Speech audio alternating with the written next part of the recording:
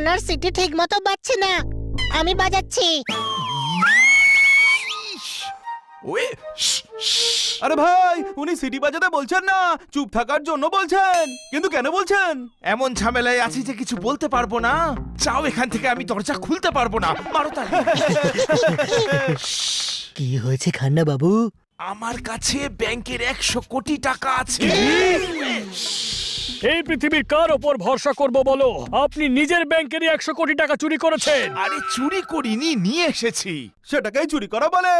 আপনি ঠিক করেননি খান্না সাহেব। আপনি তো মানুষটা ভালোই ছিলেন। আগে আপনি গ্রেফতার হবেন, কেস চলবে, জেল খাটবেন, তারপর 20 বছর পর বুড়ো হয়ে বাইরে আসবেন। না মুখে দাঁত থাকলে না চোখে দেখতে পাবেন। কিটিও আপনাকে ঠিক মতো চিনতে পারবে না। কি লাভ এই টাকায়? কি লাভ বলুন, কি লাভ?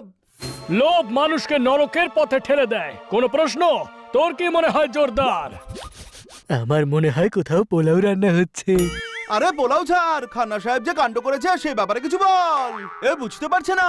আমি বুঝিয়ে বলছি ছোট ভাই। না, এটা বোঝানোর সময় নয়।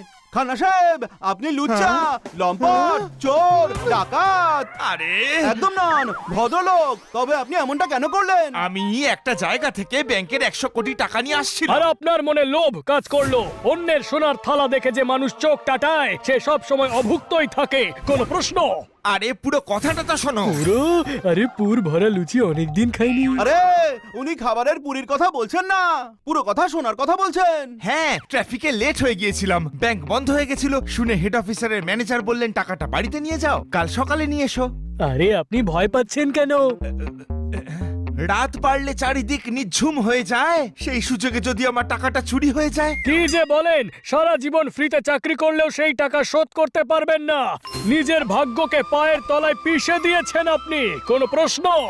ওয়ে, আরে হেরে যাওয়া খেলোয়াড়কে কেন আবার হারাচ্ছ? ভয় পেয়েই আছি, আরো কেন ভয় দেখাচ্ছ? মারো তালি।